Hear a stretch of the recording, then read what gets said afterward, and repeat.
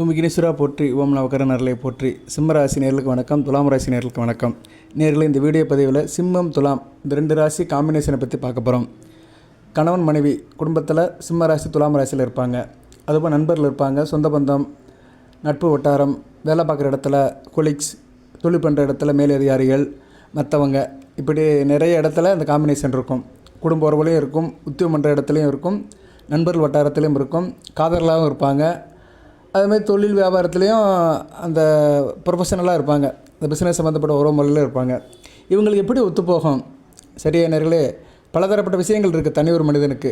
குடும்பம், வீடு, உத்தியோகம், தொழில், அரசியல், காதல், விளையாட்டு, இப்படி நிறைய விஷயங்களில் நம்ம மற்றவங்களோட ஒத்து போகிறோம், இணங்கி போகிறோம். தனியாக ஒரு மனிதன் எந்த காரியத்தையும் பண்ண முடியாது. சரியா நேர்களே, தனி ஒரு மனிதன் இயங்க முடியாது, பிறரை சார்ந்து இயங்கணும். அப்படி சார்ந்து இயங்கும்போது நிறைய ராசிக்காரங்கிட்ட நம்ம பழகணும். சரியா நேர்களே, அந்த வரிசையில் இப்போ துலாம் ராசியும் சிம்ம ராசியும் பழக்க வழக்கத்தில் இவங்களுக்கு எப்படி இருக்கும், இவங்களுடைய ப்ளஸ் என்ன, மைனஸ் என்ன, பாசிட்டிவ் என்ன, நெகட்டிவ் என்ன, மெரிட்ஸ் என்ன, டிமெரிட்ஸ் என்ன, இதை பற்றி தான் இந்த வீடியோவில் தரவாக பார்க்க போகிறோம். அதுபோல் நட்சத்திரத்தையும் பார்க்க போகிறோம். நட்சத்திர பொருத்தம் எப்படி இருக்கும் அதையும் பார்க்க போகிறோம். சிம்மத்தில் 3 நட்சத்திரம், மகம், பூரம், உத்திரம். துலாமில் 3 நட்சத்திரம், சித்திரை, சுவாதி, விசாகம். இந்த நட்சத்திர தொடர்பில் எப்படி பொருத்தம் இருக்கும் அதையும் பார்க்க போகிறோம். அதுபோல் இந்த 2 ராசிக்கும் பகை ராசி என்ன, நட்பு ராசி என்ன, இந்த 2 ராசிக்கும் எந்த ராசிக்காரங்க நல்லா உதவி பண்ணுவாங்க, எந்த ராசிக்காரங்க இடைஞ்சல் பண்ணுவாங்க, எந்த ராசிக்காரங்க மத்தியமாக இருப்பாங்க, இப்படி பலதரப்பட்ட விஷயங்களை சொல்கிறேன். வீடியோ பொறுமையாக பாருங்கள். துலாம் ராசி சிம்ம ராசி 2 பேருமே லைக் பண்ணுங்கள், சப்ஸ்கிரைப் பண்ணுங்கள், பெல் பட்டன் ஆன் பண்ணுங்கள், நோட்டிஃபிகேஷனில் வர எல்லா வீடியோவும் பாருங்கள். ஹைப் பட்டன் ஆன் பண்ணி ஒரு ஹைப் கொடுங்க. உங்களுக்கு நான் சொல்லாத தகவல் எது இருந்துச்சுன்னா, அதாவது இந்த ராசி சம்மந்தப்பட்ட வேறு விஷயங்கள் எது இருந்துச்சுன்னா நீங்கள் கமெண்ட் பாக்ஸில் கேட்கலாம். என்கிட்ட ஃபோன் பண்ணி கேட்கறத காட்டிலே கமெண்ட் பாக்ஸில் உங்கள் பிரச்சனையை சொன்னீங்கன்னா அதுக்கு தீர்வு சொல்வேன். தீர்வுனா 2 விஷயந்தான், பரிகாரம், வழிபாடு. இதுதான் வேத ஜோதிடத்தில் தீர்வே 2 தான், பரிகாரம், வழிபாடு. சரியா? ஓகே நேர்களே, நம்ம வீடியோ தொடர்ந்து பார்க்குறவங்களுக்கு தெரியும் வே ஆஃப் அப்ரோச் எப்படி இருக்கும், என்னோடய ஃப்ளோ எப்படி இருக்கும், நான் எப்படி ப்ரெடிக்ஷன் கொடுப்பேன், எப்படி கமெண்ட் பாக்ஸில் ரிப்ளை பண்ணுவேன்னு எல்லாத்துக்கும் தெரியும். சிம்ம ராசிக்கு தெரியும், துலாம் ராசிக்கும் தெரியும். 2 ராசிக்குமே 100கணக்கான வீடியோ போட்டிருக்கிறேன் நான். அதனால் 2 ராசி நேர்களுமே என்னை போதி ஜோதிடத்தை நன்கு அறிவார்கள். இப்போ நம்ம நேராக விஷயத்துக்கு வந்துடுவோம். சிம்மம் சூரியனுடைய ராசி, ஒரு நெருப்பு ராசி. சரியா? துலாம் சுக்கிரபகவானுடைய ராசி, ஒரு காற்று ராசி. நெருப்பும் காற்றும், காத்திருக்கிற இடத்துல நெருப்பு நல்லா பற்றி எரியும். ஸோ இது நேச்சுரலாகவே நல்ல ஒரு இயற்கை அமைப்பானது தான், முரண்பாடு கிடையாது. அதாவது எப்படின்னா, தீ கொழுந்து விட்டு எடுக்குதுன்னா அங்கே காற்று நல்லா அடிக்குன்னு அர்த்தம். ஸோ துலாம் ராசி நேயர்களுடைய ஒரு வளர்ச்சிக்கு சிம்மம் முடிஞ்ச அளவு உதவி பண்ணும். சரியா? எந்த அளவுக்கு சிம்மம் உதவி பண்ணுதோ அந்தளவுக்கு துலாம் நல்ல பெர்ஃபார்ம் பண்ணும், ஜெகஜோதியாக இருக்கும் சிம்ம ராசி துலாம் ராசிக்காரங்களுடைய லைஃப். அதுக்கு சிம்மம் உதவி பண்ணணும். சரியா? சிம்மம் கொஞ்சம் விட்டு கொடுத்து போச்சுன்னா துலாம் சிறப்பாக இருக்கும். துலாம் ராசினியர் பேலன்ஸாக இருப்பாங்க. அதனால தான் தராசு சின்னம் கொடுத்துருக்கு. எதுலேயுமே வேண்டியவன் வேண்டாதவன் பார்க்க மாட்டாங்க, ரொம்ப ஒரு நியாய தராசாக இருப்பாங்க, சமநிலை பேணுவாங்க. அவங்கள சிம்ம ராசினியர்கள் நல்லபடியாக மெயின்டைன் பண்ணணும். சிம்மராசி கொஞ்சம் அதிகாரப்போக்கு, அவசரப்போக்கு இருக்கும், தலைமை பண்பு இருக்கும், தான் சொல்கிறத மற்ற கேட்கணும்னு ஒரு ஈகோ இருக்கும். இதெல்லாம் விட்டுட்டு துலாம் ராசி நேயர்களை அவங்க கொஞ்சம் அரவணைச்சு போனாங்கன்னா சிம்ம ராசி நேயர்களுக்கு பெரிய பெனிஃபிட் இருக்கும். சரியா? அதனால் சிம்ம ராசி நேயர்கள் துலாம் ராசி நேயர்களை தட்டி கொடுத்து நல்ல நட்பாக்கி மன ரீதியாக அவங்கள தன்வசப்படுத்திட்டாங்கன்னா சிம்ம ராசி நேயர்கள் கொடுத்து வைத்தவர்கள். உங்களுக்கு பெரிய போனஸ் கிடைச்ச மாதிரி துலாம். ரைட்டு, இப்படி நிறைய சொல்லிட்டு போகலாம். காலப்புருஷ சக்கரத்துக்கு 5ஆம் இடம் சிம்மம், அதிர்ஷ்டம். இவங்க அதிர்ஷ்டத்துக்கு உள்ளவர்கள். துலாம் 7 இன்டகிரேஷன், கூட்டணி. சரியா? இணக்கம், என்ன சொல்கிறது, இணங்கி போகிறதல், ஒத்து போகுதல், இதெல்லாம் துலாம கைவந்த கலை. ஸோ அதிர்ஷ்டமும் இந்த ஒத்து போகிறதும் நல்ல அமைப்பு. ஸோ சிம்மராசினியர்கள் இவங்களை நல்லா அரவணைச்சு போனாங்கன்னா சிம்மராசினியர்கள் நல்ல அதிர்ஷ்டம் இருக்கும். துலாமும் சிம்மத்தை வச்சு நல்லா கொண்டாடிக்கிறோம். சரியா? நல்ல விதமாக தான் பார்க்கப்படுகிறது. இவங்க 2 பேருக்குமே எப்பயுமே ஒரு ஆர்வம், அன்பு, மகிழ்ச்சி நல்லபடியாக தான் பார்க்கப்படுகிறது. ஈர்ப்பு இருக்கத்தான் செய்யும். சரியா? இருப்பினும் சூரியனும் சுக்கிரனும் பகைக்கிரகங்கள் தான். ராசியாதிபதி பொருத்தம் எல்லாம் இருந்தாலும் ராசி பொருத்தம் இருக்கும். சிம்மத்துக்கு துலாம் 3ஆம் இடம், துலாமுக்கு சிம்மம் 11ஆம் இடம். ஸோ துலாம் சிம்மத்தால் நல்ல பலன் அடையும். ஒரு விஷயத்தில் துலாமுக்கு சிம்மம் நல்ல ஒரு லாபத்தை கொடுக்கும், பெனிஃபிட்டை கொடுக்கும், ப்ராஃபிட்டை கொடுக்கும், மாசிலாவில் பெரிய ஏர்னிங்கை கொடுக்கும். ஆனால் சிம்மத்துக்கு துலாம் ஒரு வெற்றியை கொடுக்கும். வெற்றிங்கிறது வேறு, பெனிஃபிட்டுங்கிறது வேறு. வெற்றி பெற்ற மனிதர்களெல்லாம் புத்திசாலி இல்லை, புத்திசாலியானது வெற்றி பெறுவதில்லை அப்படின்னு ஒரு பாட்டே இருக்குது. இதில் எதுக்கு இதை சொல்கிறேன்னா, துலாம் ராசினியர்கள் ஈஸியாக சிம்மத்தை வச்சு ஈஸியாக பெனிஃபிட் அடையலாம். சரியா? எஃபெக்ட் போடாமல் பெனிஃபிட் அடையலாம். ஆனால் சிம்மராசி நேயர்கள் கொஞ்சம் முனப்பு காட்டணும், உத்வேகம் காட்டணும். அப்படி காட்டினா தான் சிம்மராசி துலாம் ராசி நேயர்கிட்ட அவங்க சக்ஸஸ் ஆக முடியும்.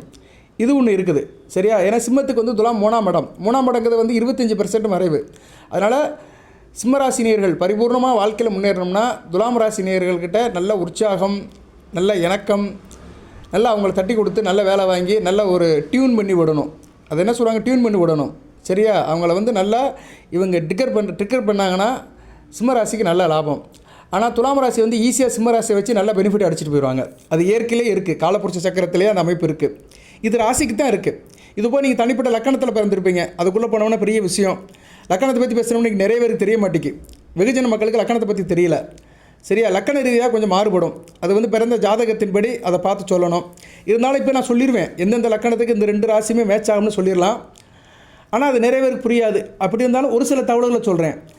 சில லக்கணத்துக்கு இந்த 2 ராசியுமே மேட்ச் ஆகும். மேச லக்கணம், சரியா? மேச லக்கணத்துக்கு 2 ராசியும் மேட்ச் ஆகும். கடக லக்கணத்துக்கு மேட்ச் ஆவாங்க.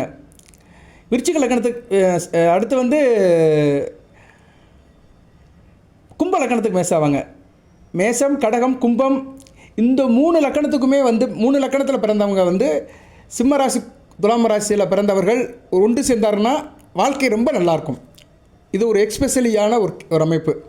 இது லக்கண ரீதியாக, லக்கணம்ங்கிறது ஆத்மா, உயிர், ஜீவன், ஆத்மா. ராசிங்கிறது மனமுடல். நான் இப்போ ராசிக்கு தான் பலன் சொல்கிறேன். இருப்பினும் ஒரு வார்த்தையை கூடுதலாக சொல்கிறேன், ஒரு கால்குலேஷனில் சொல்கிறேன். பட் இது உண்மைதான். மேச லக்கணம், கடக லக்கணம், கும்ப லக்கணத்தில் பிறந்தவர்கள் துலாம் சிம்ம ராசினியர்கள் ஒன்று சேர்ந்தாங்கன்னா பெரிய வெற்றியை காண்பாங்க. மற்றவங்களை காட்டிலே வெற்றியாக இருக்கும், அவ்வளோதான். பிறரை கம்பேர் பண்ணும்போது பிறரை காட்டிலே இவங்க கொஞ்சம் ஒரு 10 அடி முன்னாடி இருப்பாங்க, சரியா? ஒரு 10 படி ஏறி இருப்பாங்க, வாழ்க்கையில் பெரிய லெவலுக்கு போவாங்க. ஓகே நேயர்களே, இப்போ நம்ம வீடியோவுக்கு வருவோம். இப்போ வந்து வீடியோவில் வந்து பார்த்தோம்னா 2 ராசியும் வந்து தனிப்பட்ட வாழ்க்கையில் எப்படி சாதிப்பாங்க, என்னென்ன செய்வாங்க, அதை பற்றி ஒன் பை ஒன்றா சொல்கிறேன். வீடியோ 20ல் அந்த நட்சத்திர பொருத்தத்தை சொல்கிறேன். அதனால் முழுமையாக கேளுங்க, சரியா? வீடியோ இன்றைக்கி முழுமையாக கேட்டால் தான் பலன் கிடைக்கும். சில பேர் அப்படியே ஸ்கிப் பண்ணிட்டு போயிட்டே இருப்பாங்க. சரி, அது உங்கள் சௌரியம். அந்த வீடியோவோட சுவாரஸ்யத்தை பொறுத்து இருக்குது, முக்கியத்துவத்தை பொறுத்து இருக்குது. எல்லா வீடியோவும் எல்லாருக்கும் முக்கியத்துவமாக இருக்காது, சுவாரஸ்யமாக இருக்காது. ரெண்டுமே சேர்ந்தால் தான் வந்து அந்த வீடியோ நல்லா ரீச் ஆகும். அது எனக்கும் தெரியும். இப்போ வந்து இவங்க தனிப்பட்ட வாழ்க்கையில் எப்படி சார் இருப்பாங்க? இன்ட்ரொடக்ஷன். சிம்மமும் துலாமும் ஒரு இடத்துக்கு போகுது, இன்ட்ரொடக்ஷன் பண்ணுறாங்க. ஒரு கணவன் மனைவியாகவே இருக்கிறாங்க, ஒரு இடத்துக்கு போகிறாங்க, இன்ட்ரொடக்ஷன் பண்ணுறாங்கன்னா அதிர்ஷ்டம் இருக்கும். இவங்களுக்கு ரெண்டு பேர் சேர்ந்து ஒரு காரியத்தை இன்ட்ரொடக்ஷன் பண்ணாங்கன்னா அதிர்ஷ்டம் இருக்கும், இணக்கம் இருக்கும், கணவன் மனைவி உறவு நல்லாயிருக்கும், புத்திர பாய்க்கு நல்லாயிருக்கும், குலதெய்வத்தோட அருள் கிடைக்கும், பூஜை புனஸ்காரம் நல்லபடியாக பண்ணுவாங்க. 2 பேர் சேர்ந்து நல்ல காரியங்கள் பண்ணலாம், சரியா? 2 பேர் சேர்ந்து செய்கிற காரியங்கள் எல்லாமே ஓரளவு சக்ஸஸாக தான் இருக்கும். அடுத்து வந்து குடும்பத்தில் எடுத்துகிட்டால் ஓரளவு சிம்மம் வந்து நல்லா இருப்பாங்க. குடும்பத்தில் ஆசபாசமாக இருப்பாங்க, குடும்ப உறவில் தன்னை ஈடுபடுத்திக்கிடுவாங்க, குடும்பத்துக்காக குடும்ப கௌரவத்துக்காக நல்லா மெனக்கிடுவாங்க. தான் தெரிஞ்சது, தனக்கு தெரிஞ்ச விஷயம், தன்னோட உழைப்பு எல்லாத்தையுமே குடும்பத்துக்காக போடுவாங்க, குடும்ப நலத்துக்காக இருப்பாங்க, குடும்பத்துடைய வெல்விஷராக இருப்பாங்க.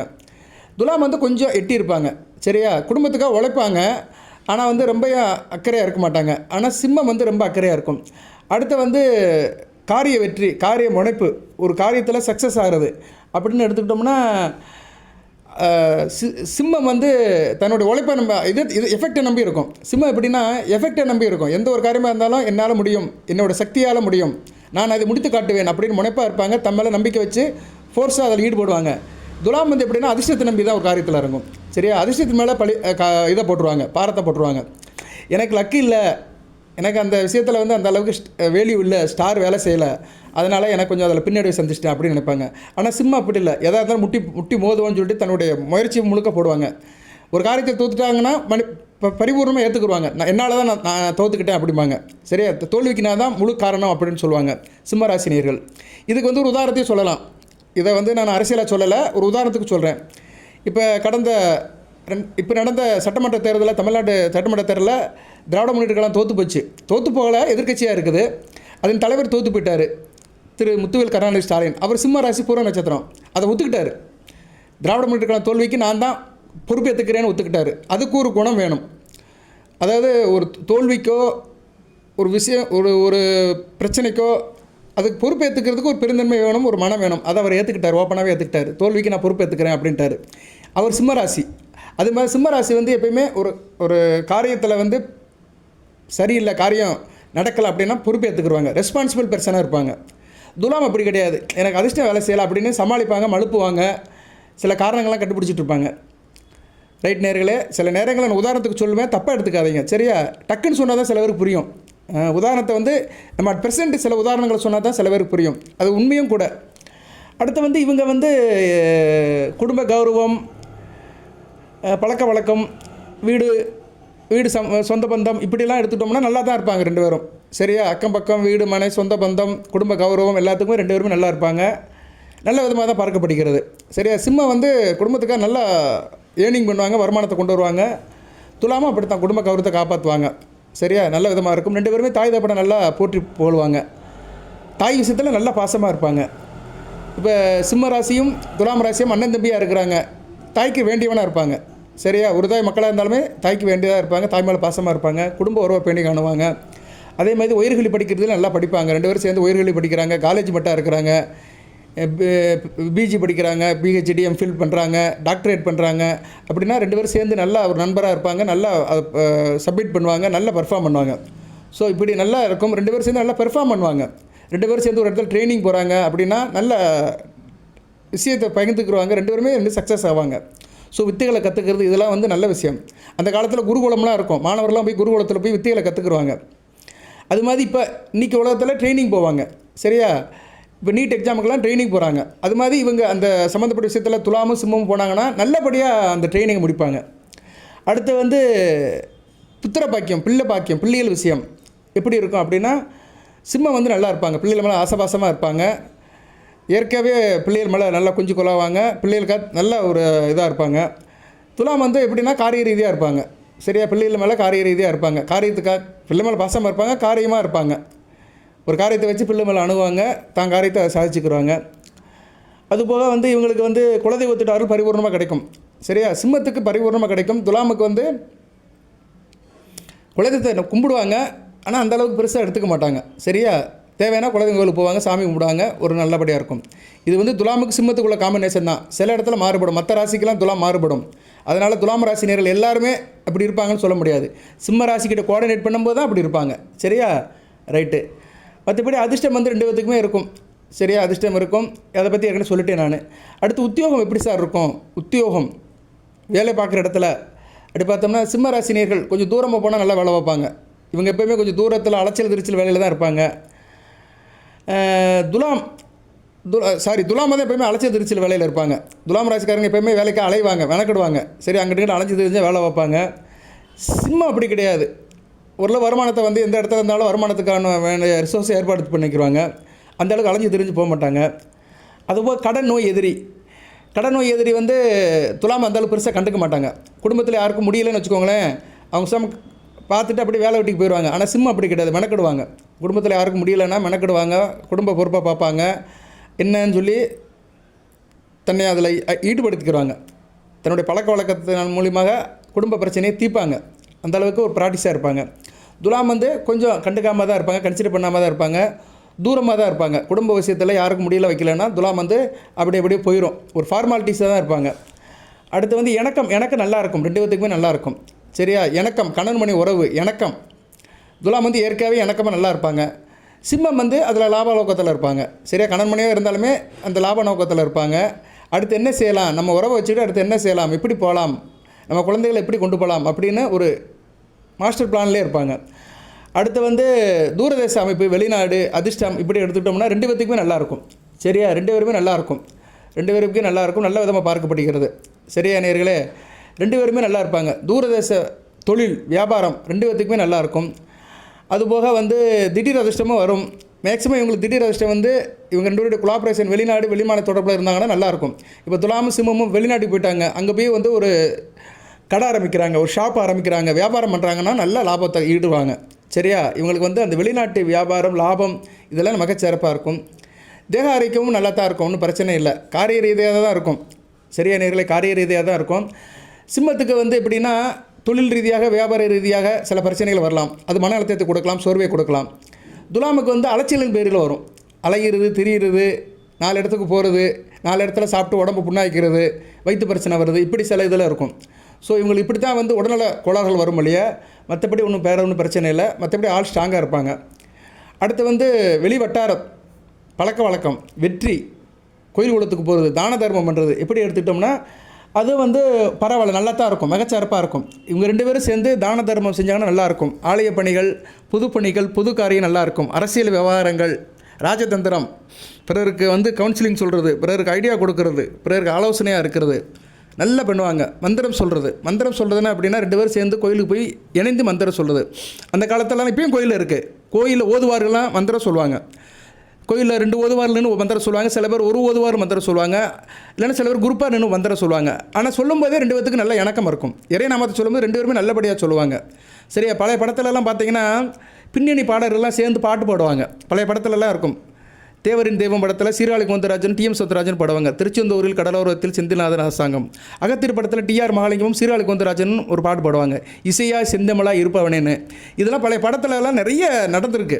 அதெல்லாம் அந்த காலத்தில் வாழ்ந்தவர்களாம் கொடுத்து வைத்தவர்கள். அது மாதிரி படம்லாம் பார்க்கணும். இன்றைக்குள்ள இளைய தலைமுறைலாம் அது மாதிரி ஆன்மீக புராண படத்தை பார்க்கணும். எதுக்கு சொல்ல வரேன்னா, இறைநாமத்தை சொல்லும்போது, இறைவன் மேலே துதி பாடும்போது இணைந்து பாடுறது வந்து ரொம்ப நல்லது. இறைவன் வந்து இசைக்கடிமை.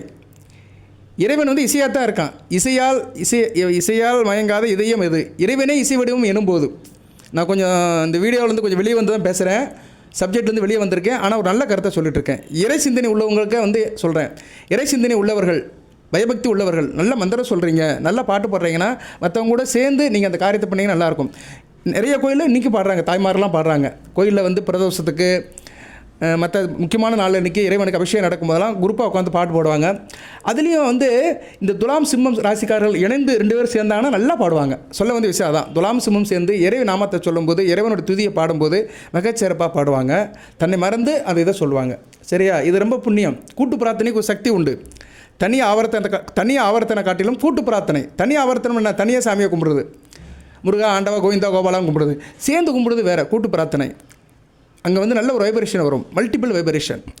அது மாதிரி துலாம் சிம்மம் சேர்ந்து நல்ல கூட்டு பிரார்த்தனை பண்ணுவாங்க. அதனால் இந்த வீடியோ வேலை கேட்டுக்கிறேன். துலாம் ராசினியர்கள், சிம்ம ராசினியர்கள் சேர்ந்து கோயிலுக்கு போய் சேர்ந்து நின்று இறைவன் நாமத்தை சொன்னீங்கன்னு வச்சுக்கோங்களேன், நல்லாயிருக்கும். ஒரு இடத்துல சேர்ந்து நின்று ஒரே மந்திரத்தை 2 பேரும் சொல்லணும். சரியா? 4 பேரும் சொன்னாலும் ஒரே நேரத்தில் ஒரே சந்நிதியில் நின்று சொன்னீங்கன்னா ரொம்ப சிறப்பாக இருக்கும் உங்கள் வாழ்க்கை. இன்னும் நிறையா சொல்லிட்டு போகலாம்.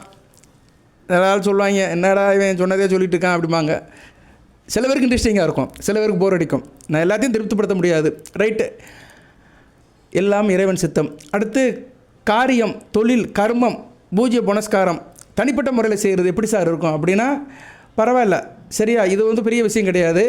துலாம் ராசினியர்கள் நல்லா ஈடுபடுத்திக்கிறாங்க. எந்த ஒரு காரியத்திலுமே தன்னை நல்லா ஈடுபடுத்திக்கிறாங்க. சரியா? சிம்மம் கொஞ்சம் எட்டி தான் இருக்கும். சரியா? கொஞ்சம் எட்டி தான் இருக்கும். புது காரியமாக இருந்தாலும் சரி, மற்ற பூஜை புனஸ்காரம் காரியமாக இருந்தாலும் சரி, எந்த காரியமாக இருந்தாலும் சரி, தொழில் வியாபாரமாக இருந்தாலும் சரி, தனிப்பட்ட முறையிலும் சரி, பொதுவாக இருந்தாலும் சரி, 10 பேர் கூடுற இடத்துல இருந்தாலும் சரி, தனியாக 2 பேராக இருந்து செய்கிறா இருந்தாலும் சரி, துலாமும் சிம்மத்தில் பார்க்கும்போது துலாம் நல்லா இழுத்து போட்டு காரியத்தை கர்மமே கண்ணானார்னு சொன்ன மாதிரி அந்த காரியத்தில் கண்ணாக இருந்து செய்வாங்க. சிம்மம் வந்து கொஞ்சம் எட்டி தான் இருக்கும். சரியா? கொஞ்சம் எட்டி இருந்து அப்படி தான் பார்க்கும் இல்லையா, ரொம்ப தன்னை இன்வால்மெண்ட்டாக அதில் காட்டிக்க மாட்டாங்க. சரியா? தன்னை அதில் போய் டோட்டலாக அதில் போய் விழுந்துட மாட்டாங்க. துலாம் அப்படி கிடையாது. அப்படியே நச்சுன்னு உள்ளே போய் விழுந்துடும், காரியத்தில் போய் விழுந்து நல்லா பெர்ஃபார்ம் பண்ணுவாங்க. அடுத்து வந்து லாபம்.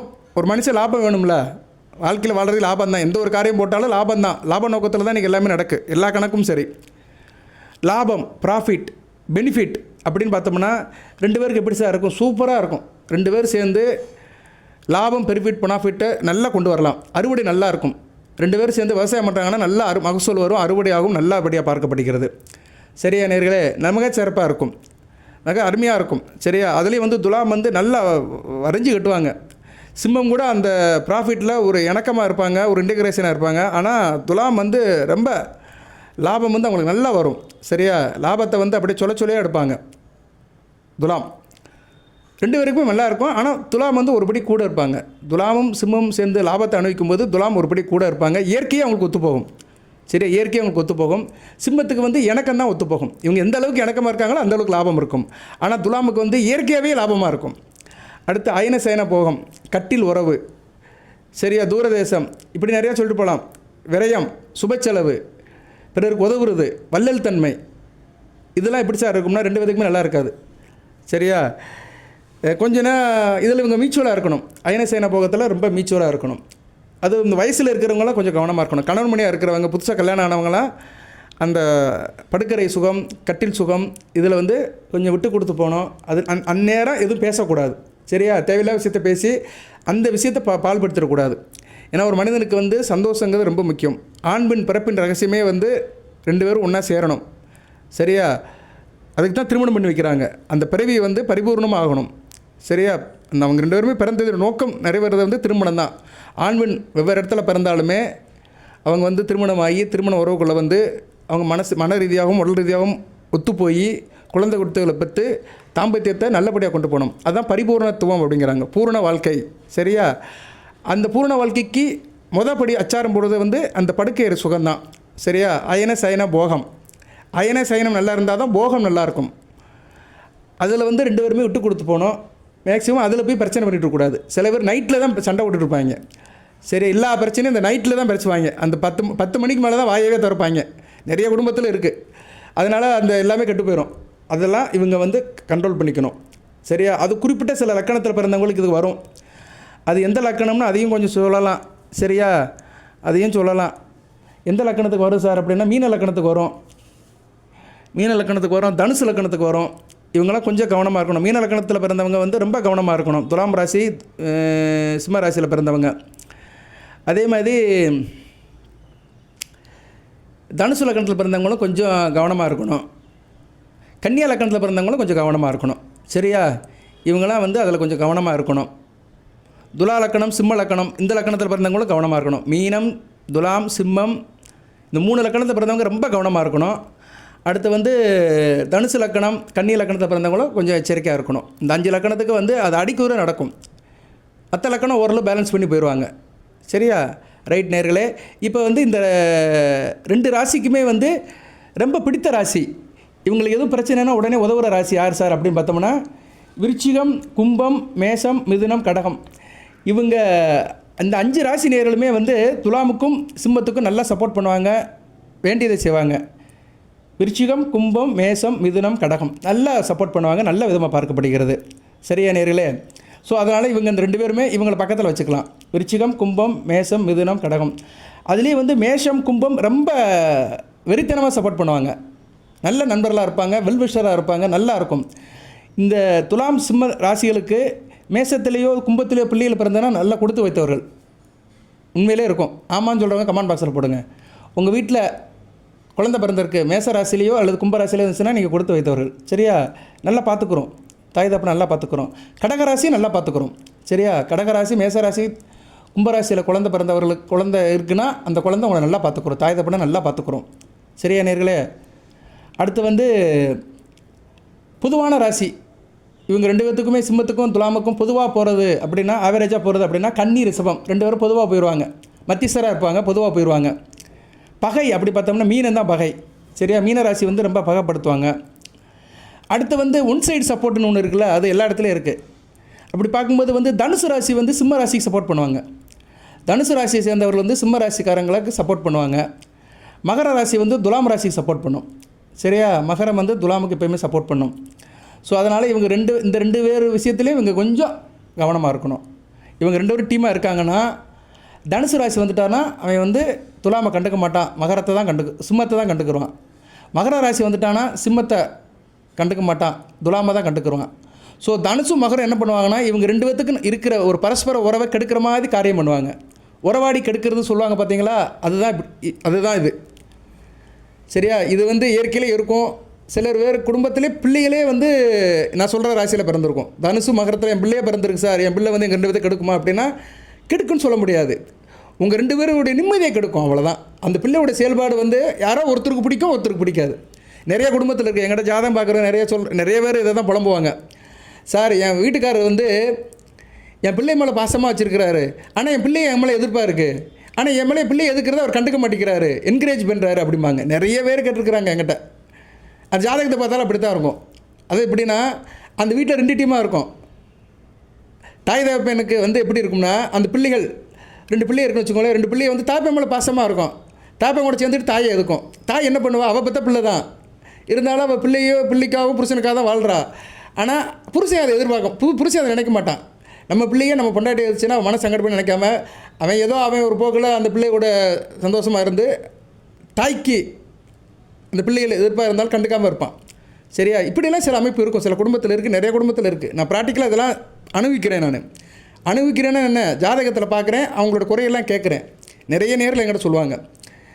இதில் மேக்ஸிமம் பெண்கள் தான் சொல்லியிருக்காங்க, சார் எங்கள் வீட்டில் வந்து எங்கள் வீட்டுக்காரரும் எங்கள் பிள்ளைகளும் ஒரு பக்கம் இருந்துக்கிறாங்க, என்னைய தனியாக விட்டுறாங்க அப்படின்னு. என்னென்னா அவங்க குடும்பத்துக்குள்ள சில விஷயத்தில் வந்து இவங்க தனிமைப்படுறாங்கன்னு அர்த்தம். பிள்ளைகள்லாம் ஒன்று சேர்ந்துருச்சு, நான் வந்து தனியாக முடிவு எடுக்க முடியல அப்படின்னு அவங்க ஃபீல் பண்ணுவாங்க. இது மாதிரிலாம் நடக்கும், சரியா? மற்றபடி வேறு எதுவும் தவிர்க்க முடியாது, சரியா நேரில்? இப்போ வந்து தனுசுக்கும் துலாமுக்கும் சிம்மத்துக்கும் மீனம் ஆகவே ஆகாதுங்கிறேன், பகை ராசி அப்படிங்கிறேன். மீனத்திலே குழந்தை பிறந்துருச்சுன்னா என்ன பண்ண முடியும்? பிள்ளை இல்லைன்னா சொல்ல முடியும்? என்ன அந்த பிள்ளை வந்து அந்த பிள்ளையால் ஏதோ ஒரு தீராத பிரச்சனை வந்துடும். சில குடும்பத்தில் பாருங்கள், தாய் தப்பனுக்கு வந்து பிள்ளை வந்து ஒரு பெரிய இழுக்க தேடி கொடுத்துரும். என்ன பண்ணோம்? காதலிச்சு கல்யாணம் பண்ணிடும். தாய் தப்ப ரொம்ப யோக்கியமாக வளர்ப்பாங்க, படிக்க வைப்பாங்க. காலேஜுக்கு போன இடத்துல, வேலைக்கு போகிற இடத்துல எவனோ ஒரு பையனை காதலிச்சு அதுக்கு சௌரியத்துக்கு கல்யாணம் பண்ணிட்டு போயிடும். அதனால் தாய் தப்பன் வந்து பாதிக்கப்படுவாங்க, வாழ்நாள் முழுக்க பாதிக்கப்படுவாங்க. அவங்களுக்கு அந்நேரம் தான் 45-50 வயசு ஆகும். அந்நேரம் அந்த பிள்ளை போய் அந்த பொம்பளை பிள்ளை ஒரு பையனை எடுத்துகிட்டு வந்துடும். இல்லைனா ஒருத்தனை கல்யாணம் பண்ணிக்கிறோம், லவ் மேரேஜ் பண்ணிக்கிறோம், தாய் தப்பனுக்கு பிடிக்காது. அது வாழ்நாள் முழுக்க நீங்காத வடுவாக மனசில் இருக்கும், ஒரு துயரமாக தான் இருக்கும், கஷ்டமாக தான் இருக்கும். ஏன்னா எந்த ஒரு தாய் தப்பனுமே தன் பிள்ளைகளை வந்து தனக்கு பிடித்த இடத்துல திருமணம் பண்ணி கண்ணீராக பார்க்கணும், அப்படி தான் நினைப்பாங்க. ஸோ இப்படி தான் பிரச்சனை வரும், சரியா நேர்களே? அது எப்போ எப்படி வரும்னு சொல்ல முடியாது. கொஞ்சம் வயசுலேயே வரலாம், வயசான காலத்திலே வரலாம். இது ராசி பொருத்தம் தான். பிறப்பு முதல் இறுதி வரை இதில் ஏதோ ஒரு இடத்துல இந்த சம்பவங்கள்லாம் நடக்கும். நான் சொல்கிற சம்பவங்கள்லாம் இப்போ தான் நடக்கும் அப்படின்னு நீங்கள் நினைக்காதீங்க. இந்த வீடியோ பதிவை நீங்கள் வாழ்நாள் முழுக்க வச்சுக்கலாம், சரியா? வாழ்நாள் முழுக்க வச்சுக்கிட்டு நீங்கள் கேட்டுக்கலாம். சாதக பாதங்களை சொல்லியிருக்கேன், சொல்ல வந்தது பாதி, நெஞ்சில் தூங்கி கிடப்பது மீதி. இன்னும் நிறைய இருக்குது. உங்களுக்கு எதுவும் தனிப்பட்ட முறையில் பிரச்சனை இருந்துச்சுன்னா கமெண்ட் பாக்ஸில் கேளுங்க, அதுக்கு நான் வழிபாடு சொல்கிறேன், பரிகாரம் சொல்கிறேன். இப்போ நட்சத்திர பொருத்தத்தை பார்ப்போம். இதே வீடியோ லென்த்து கூடிருச்சு. வீடியோ லென்த்து கூட நான் பார்க்க மாட்டேங்கிறாங்க நம்ம மக்கள்லாம். இப்போ சிம்மத்துக்கு சொல்கிறேன் நான். சிம்ம ராசிக்கு வந்து நட்சத்திர பொருத்தம் மக நட்சத்திரம். மகத்துக்கு வந்து சித்திரை நட்சத்திரம் ஆகாதுங்க, சித்திரை விசாகம் ஆகாது. துலாமில் சித்திரை விசாகம் ஆகாது. அடுத்து பூர நட்சத்திரத்துக்கு வந்து சுவாதி ஆகாது. உத்திர நட்சத்திரத்துக்கு வந்து சித்திரை விசாகம் ஆகாது. மறுபடியும் சொல்கிறேன், சிம்ம ராசி மக நட்சத்திரத்துக்கு வந்து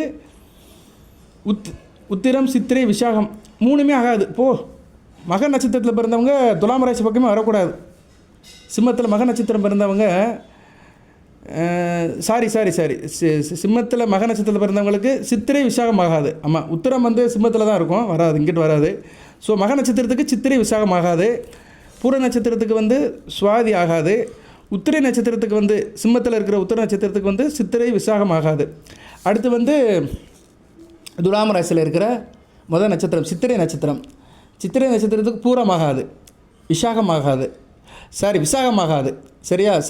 சித்திரை நட்சத்திரத்துக்கு வந்து சிம்மத்தில் இருக்கிற பூரமாகாது, சரியா?